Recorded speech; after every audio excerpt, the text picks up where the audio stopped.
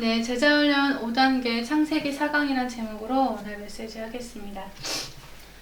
하나님께서는 우리 인간 모두의 근본 문제가 되는 창세기 3장 1절에서부터 6절의 그 문제 때문에 그 문제에 대한 해답을 주셨는데요. 해답은 창세기 3장 15절.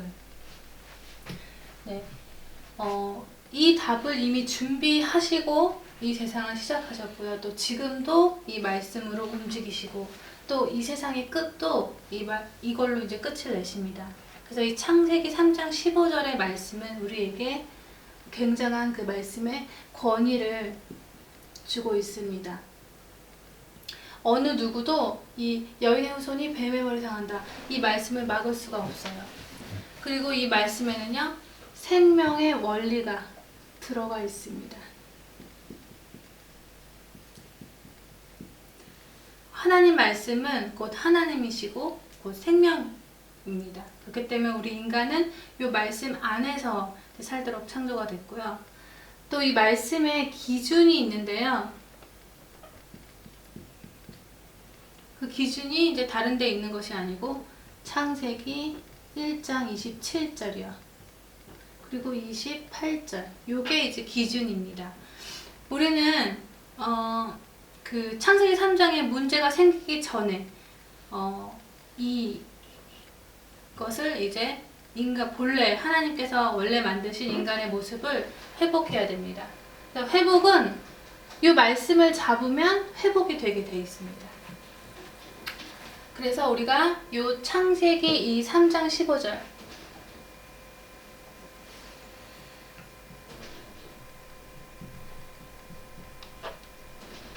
이 중요한 복음을 내가 가지고 있나, 이 말씀하고 나하고 상관없는 삶을 살고 있나 이렇게 점검을 해볼 필요가 있는데요. 하나님께서는 이 복음을 이제 주시면서 우리 인생의 답으로 갖게끔 주신 거고요. 또 힘이 나게끔, 그리고 충분히 행복할 수 있도록 이제 이 복음을 주신 것입니다. 그래서 이 은혜로 하나님께서 주신 이 복음이 내 인생의 답이고 힘이고 행복하다. 그러니까 하나님이 주신 것으로 답 같고 힘나고 행복하다라면 그 사람은 복음을 가지고 있는 사람입니다. 근데 만약에 그렇지 않다면 나에게 있어서 어떤 것이 이 복음을 누리는 데 있어서 걸림돌이 되는지 한번 스스로 찾아볼 필요가 있습니다. 이 창세기 3장 15절을 5가지로 이제 풀어서 보면요. 첫 번째, 하나님 아들. 두 번째, 십자가. 세 번째, 부활. 네 번째, 예수 이름. 5번째, 사도행전 1장 8절. 이 5가지가 되겠습니다. 지금 전 세계적으로요, 그 테러 때문에 공포에 이제 떨고 있습니다. 근데 그 걔네들이 왜 그런지 이유를 좀 생각해 볼 필요가 있어요. 지금 그 사람들은요, 자기네들이 믿는 신이 진짜 한 분 하나님, 진짜라고 생각을 해서 지금 그런 거거든요. 그래서 제일 그 중요한 첫 번째가 뭐냐면 바로 이 하나님의 존재 증명입니다. 내가 믿고 있는 하나님이 진짜 한 분 하나님 맞냐 했을 때 우리는 다른 사람한테 이제 설명을 해줄 수 있어야 되죠. 그래서 우리는 뭘로 하나님의 존재를 증명하냐? 음성도 아니고요, 환상도 아니고요, 꿈도 아니고 바로 이 하나님 아들을 통해서만 하나님을 알 수 있게 이제 주셨습니다. 그래서 아들을 보고 하나님이 있다는 사실을 아는 거예요. 아버지가 있다는 사실을 아는 것입니다. 그리고 이 십자가요. 하나님께서 하나뿐인 독생자인데 십자가에서 왜 그 못 박혀 죽게 하셨냐? 바로 우리의 그 저주와 우리가 받을 이 저주와 재앙을 다 끝내시기 위해서 이제 그러신 거죠. 그래서 방법이 지금 예수님께서 죽으셔야 하는 이 방법밖에 없어요. 그래서 어떻게 생각하면 이 우리에게 있었던 그 창세기 3장 1절에서 6절 인간의 근본 문제는 하나님이 십자가에 죽으실 수밖에 없는 그런 굉장히 큰 문제라는 거죠.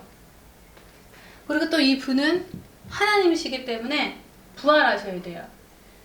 그래서 부활의 능력으로요, 사망 권세를 완전히, 사단의 권세를 완전히 깨뜨리셨습니다.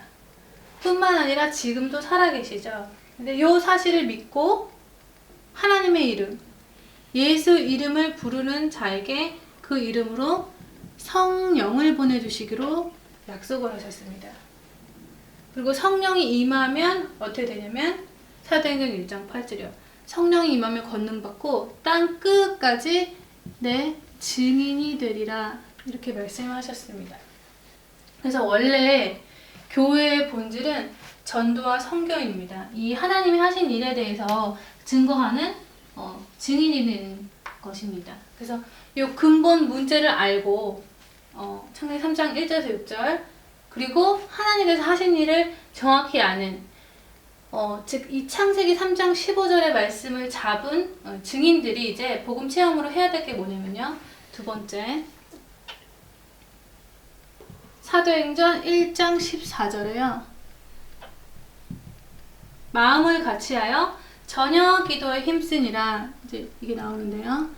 마음을 같이하여, 어떤 사람하고 마음을 같이하여 저녁 기도에 힘쓸 수 있냐? 이제 그 예수님이 나다니엘 부를 때 그런 말씀을 하세요. 이 사람한테는 간사한 게 없다 라는 말씀하시거든요. 그래서 간사한 게 없는 그런 이제 사람이 마음을 같이하여 저녁 기도에 힘쓸 수가 있습니다. 그러면서 또 증인되는 거에 있어서요, 이 말씀을 잡은 자들이죠. 말씀 공부하는 그런 어떠한 그 모임 같은 거, 그리고 교회의 그 일이라든지, 그리고 생명 살리는 그 현장이라든지, 이런 데 있어서 이제 다른 뭐 이유나 핑계, 이유나 핑계 같은 것이 없고 증인되는 일에 우선순위를 놓치지 않는 사람한테 사도행전 2장에 그 5가지 응답을 주십니다. 이런 사람한테는요, 하나님이 반드시 성령 충만을 주세요.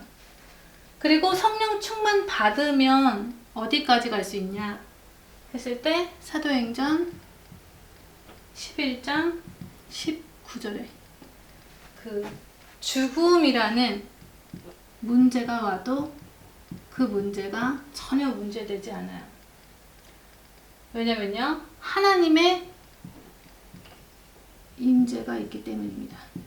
보시면은 주의 손이 그들과 함께 하심에 그랬고요, 하나님의 은혜가 보인다 그랬어요. 그리고 칭찬 듣는다 그랬습니다. 네, 그래서 지난 창세기 3강 했을 때 창세기 11장 바벨탑 쌓는 것까지 했는데요. 이제 그 창세기 12장부터는 이제 아브라함을 부르시는데, 그 아브라함을 부르신 것은 나를 부르신 것과 같습니다. 그래서 부르실 때 이유가 있어요. 제목은 부르신 이유. 네, 그래서 다시 복습을 하면서 보겠습니다. 왜 부르셨냐? 어떤 이유냐 했을 때, 첫 번째, 개인. 나한테 문제가 있어요. 무슨 문제냐? 창세기 3장 1절에서 6절이요. 하나님 말씀 떠나서 죄 가운데 사단한테 잡힌 문제가 있습니다. 이 사단한테 잡혔다라는 것은 영적 존재로 지음받은 인간의 영이 죽고 육으로 살게 됐다라는 의미입니다. 그래서 우리 영이 다시 살아야 되기 때문에 요 답을 주신 것입니다. 그래서 근데 요 답을 주셨는데 여기서 또 문제가 있어요. 뭐냐면 줬는데 요 말씀에 대해서 굉장히 무지하고 무감각하고 변질이 됐다는 게 문제입니다. 그러니까 그 하나님이 하신 요 말씀을 제대로 못 알아들었다는 거죠. 그래서 영이 사는 답을 줬는데도 불구하고 이 답하고 나하고 아무 상관없이 또 육으로 살고 있는 것이 문제 중에 문제입니다. 그래서 이 말귀를 못 알아들으면 하나님 말씀을 떠난 삶을 살 수밖에 없는 거예요. 그러면은 그 말씀 떠났다라는 것은 하나님 떠난 것과 같죠. 그래서 그렇게 되면은 나도 원치 않았지만 하나님의 음성이 아닌 사단의 음성을 듣고 살 수밖에 없어요. 그래서 또 그 사단의 음성을 듣다 보면 또 어떻게 되냐. 원치 않았지만 이제 불신자 상태 6가지. 여기에 빠져가지고 그 사단에 노예된 삶을 살 수밖에 없는 것입니다. 육의 종이란 얘기죠. 그래서 또 이런 사람은 원치 않았겠죠. 근데 또 지금 예배에 실패하게 돼 있어요. 예배 실패. 그래서 그 창세기 4장에 가인과 아벨 예배에서 가인이 예배 했잖아요. 그래서 거기서 중요한 단어가 세월이 지난 후에라고 이제 말씀을 드렸습니다. 세월이 지난 후에 이 피가 뭘로 바꿨죠? 곡식으로 바뀐 거예요. 그래서 이 말은 뭐냐? 이 언약을 놓친 거예요. 그리고 곡식을 가지고 예배를 드린 거죠. 하나님이 받지 않으셨어요. 그래서 요거는요, 곡식 갖고 예배 드렸다는 거는 하나님 말씀 요 언약 놓치고 곡식으로 곡식 가지고 이제 말씀 받고 또 기도하면서 또 찬양 뭐 헌신 이런 거 한다. 그런 거는요, 이제 내 마음 편해지는 거죠. 내가 영광 받는 거지 하나님이 하신 일하고는 아무 상관이 없습니다. 그래서 요 언약을 놓친 삶은 어떻게 되냐? 가인이 그 동생 이제 돌로 쳐 죽이죠. 살인 아니면 자살입니다. 가인이 언약 놓치니까 동생을 돌로 쳐 죽였듯이 우리도 언약의 말씀 놓치고 다른 거 하면은 다른 사람 죽이는 거와 이제 마찬가지예요. 그래서 예배에 실패하면요, 그 다음에 뭐라 그랬죠? 가정에서 실패하게 돼 있다고 이제 말씀을 드렸습니다. 가정 실패. 그 가정의 후손 문제가 반드시 오게 되는데 문제 중에 문제가 바로 자녀들의 결혼 문제라 그랬어요. 신자인데 그 결혼한 상대방을 보는 기준이 저 사람이 진짜로 그 제대로 된 복음의 내용을 가지고 있나, 그게 아니고 불신자들처럼 외모라든지 어떠한 능력이라든지 그런 걸 보고 이제 선택을 하게 되는 거죠. 또 뭐 상대방이 교회만 잘 나오면 믿음이 있다고 착각을 하거나 이 언약의 말씀하고는 전혀 상관이 없는 자기 생각대로 선택을 하게 되고, 그렇게 되면 그 자녀들도 언약 전달이 안 되는 그런 악순환이 이제 반복이 되게 돼 있죠. 그래서 가정에서부터 사단의 역사가 시작되는데 네피림 시대가 왔다 그러죠. 그래서 항상 그 사람의 생각, 마음, 계획 이런 것이 항상 악했다. 그래서 바로 하나님께서는 바로 이제 심판하셨어요. 홍수로. 네, 그래서 결국 방주 안에 노아 가족 8명만 구원을 받는데요. 그 노아가 잘 나가다가 그 창세기 9장에 또 언약을 실패하죠. 창세기 또 그 문제, 창세기 3장 문제에 이제 걸리는데요. 그 결과가 뭐냐면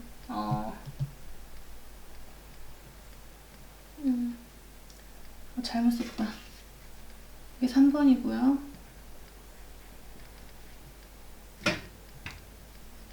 이게 4번. 이게 이제 사회.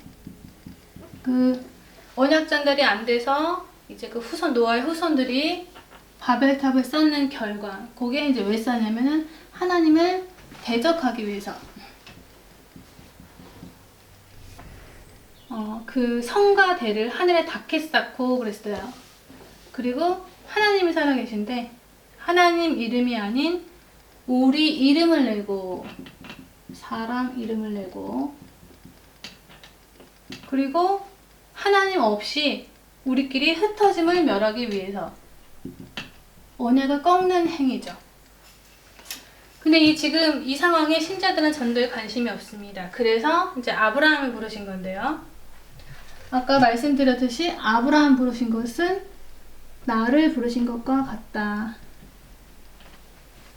네. 왜 나를 부르셨냐? 바로 지금 4가지 문제 때문입니다. 그래서 이 창세기 3장 15절에 답을 주시고 문제를 잘 보고 왜 불렀는지 아브라함 통해서 각인하고 이제 올바르게 살아라. 올바른 인생을 살라고 부르신 건데요.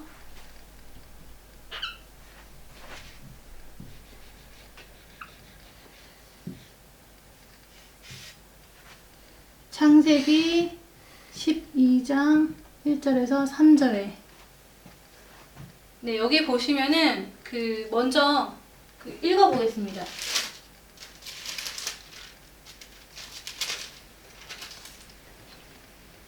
네, 여호와께서 아브라함에게 이르시되 너는 너의 본토 친척 아비집을 떠나 내가 내게 지시할 땅으로 가라. 내가 너로 큰 민족을 이루고 내게 복을 주어 네 이름을 창대케 하리니 너는 복의 근원이 될지라. 너를 축복하는 자에게는 내가 복을 내릴 거고 너를 저주하는 자에게는 내가 저주하리니 땅의 모든 족속이 너를 인하여 복을 얻을 것이니라 하신지라. 네, 이 말씀을 하셨는데요. 지금 일단은 아브라함의 이제 반응을 좀 보겠습니다. 하나님이 아브라함한테 본토, 친척, 아비집을 떠나라. 이제 그러셨어요. 먼저 이제 그렇게 말씀을 하셨는데, 여기서 지금 이 본토는 이제 뭘 얘기하냐면요. 우상을 얘기합니다. 자기가 좋아하는 거, 뭐 그런 걸 얘기하고요. 친척은 뭐냐면은 동기를 얘기하고요. 목적 이런 거. 그리고 아비집 이거는요. 이제 배경을 얘기합니다. 뭐 부모로부터 물려받은 그런 잘못된 체질 같은 거. 그래서 우상 버리고 동기 버리고 배경 버리고 내가 네게 지시할 땅으로 가라. 지금 이 말씀이시거든요. 그래서 방향이 어디였냐면요. 가나안 땅으로 가라 그랬어요. 가나안 땅. 그래서 근데 이제 아브라함이 자식이 없었어요. 그래서 자식이 없었기 때문에 친척은 동기는 안 버렸어요. 그래서 그 조카 롯을 이제 데리고 가죠. 그래서 근데 그 상태에서 이제 가나안 땅을 이제 가는 거죠. 그래서 하나님께서는 부르셨을 때 이제 가라는 방향이 이제 있습니다. 그래서 이 시대의 우리는 이제 가나안 땅이 방향이 아니에요. 사도행전 1장 8절이 우리의 방향입니다. 이 가나안 땅 가라고 하면서 하나님께서 보장을 하셨는데요. 무슨 보장을 하셨냐면요. 아브라함한테 너를 복의 근원으로 삼을 거다라고 말씀하셨어요.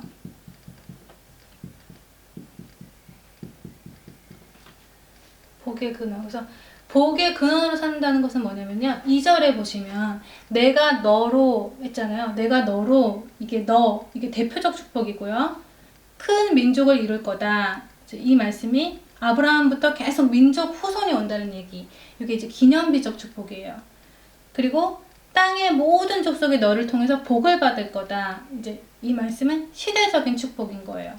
그래서 우리를 축복의 통로로 삼으시겠다 하시는 건데, 하나님께서는 이제 직접 복을 안 주시고 전도자를 통해서 복을 주시기 때문에 그 복음을 가진 사람이 복음 가진 사람을 하나님이 이 땅의 축복의 통로로 이제 사용하시는 거죠.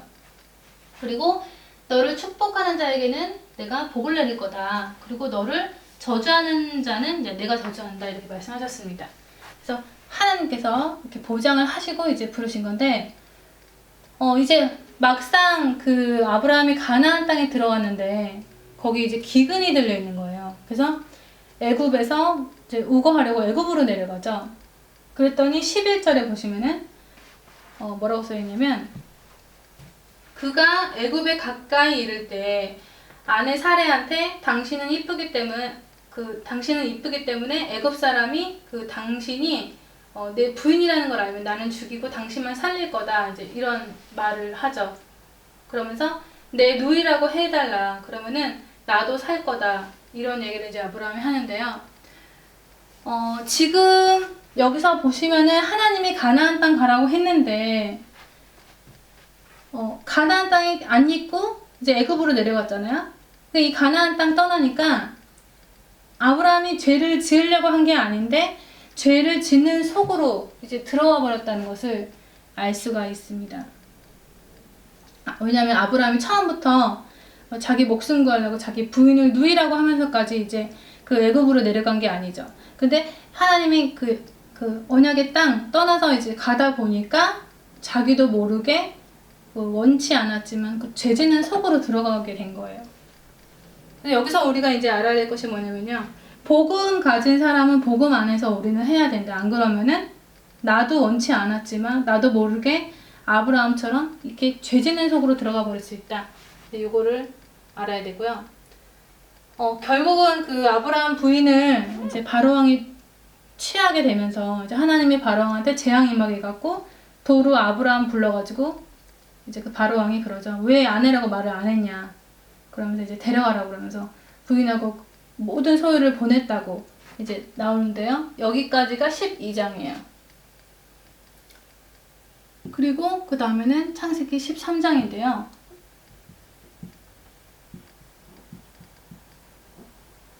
여기는 이제 그 선택, 제목은 선택이라고 쓸게요. 네.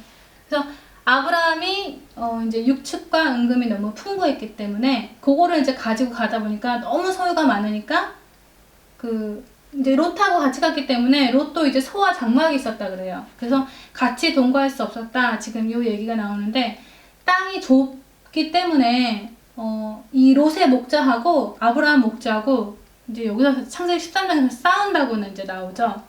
그래서 이 문제가 사실은 뭐였냐면 하나님의 사인이었던 거예요. 그걸 어떻게 할 수 있냐면 이 문제 때문에 롯하고 아브라함하고 이제 헤어지게 되죠. 그래서 롯은 언약적인 선택을 하지 않았지만 아브라함은 언약적 선택을 하죠. 네가 좌하면 나는 우한다 그랬어요. 이 말은 롯하고 헤어지겠다, 동기 버리겠다, 지금 이 얘기고요. 그래서 롯은 이제 소돔과 고모라 성이 자기 눈에 뭐 에덴 동산 같이 너무 예쁘게 보여가지고 그쪽을 선택하고 이제 아브라함은 반대쪽으로 이제 가죠.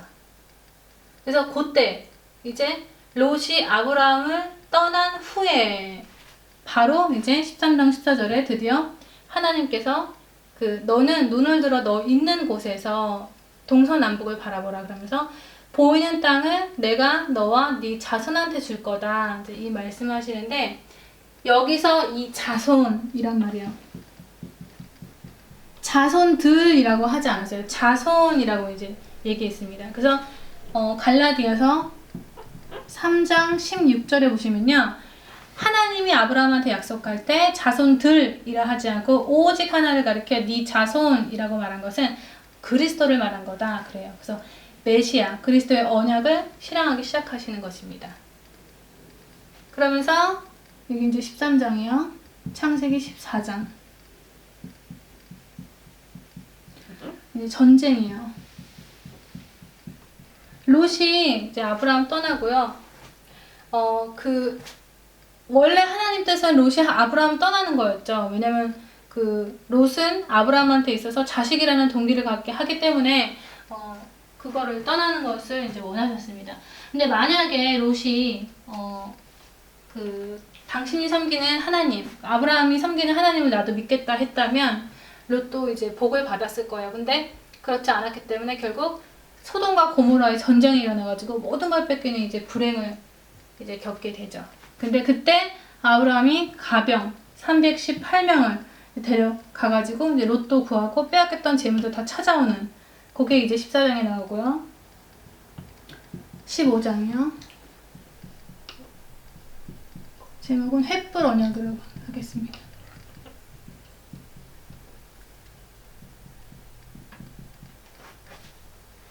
창세기 15장 1절에 보시면 여호와의 말씀이 이상 중에 이런 말이 나오는데, 이상 중에 이것은 이제 기도 중에 이런 얘기입니다.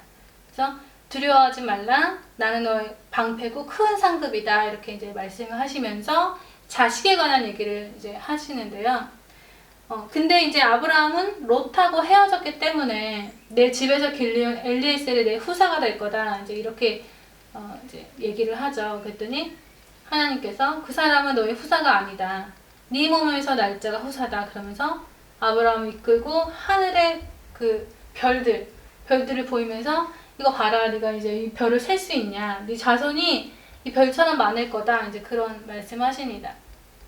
그래서 여기서 아브라함이 여호와를 믿으니 그랬어요. 그래서 그거를 하나님께서 이를 그의 의로 여기시고 이제 그랬죠. 그래서 근데 또 하나님이 이 땅을 내게 주어서 내가 업을 삼게 하려고 너를 갈대아 우리에서 이끌어낸 여호와다, 이렇게 말씀하시니까 아브라함이 이제 불신앙을 보여요. 이 땅을 업을 삼을 줄 무엇으로 이제 내가 아냐, 이렇게 얘기를 했습니다. 그래서 하나님이 지금 언약을 이제 체결하시는데,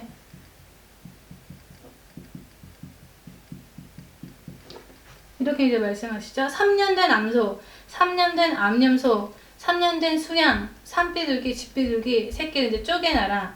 그러면은 그 쪼갠 사이로 불꽃이 지나가게 하겠다, 그렇게 말씀하시는데, 아브라함이 새는 이제 쪼개지 않았습니다. 그래서 만약에 이제 사람과의 약속이었다면은 지금 아브라함이 쪼개지 않았기 때문에 깨지는 상황인데, 하나님께서는 상관없이 불꽃이 이제 지나가게 하시죠. 그러면서 이제 일방적인 언약 체결을 하시는데요. 이 의미가 뭐냐면, 너는 약속을 못 지켜도 나는 지킨다 라는 의미가 들어가 있습니다. 네, 그래서 하나님의 약속은 이만큼 일방적이다, 그렇기 때문에 완전하다, 이렇게 아시면 되겠습니다. 네, 오늘 제자훈련 5단계 창세기 4강, 이 창세기 15장까지 했습니다. 마치겠습니다.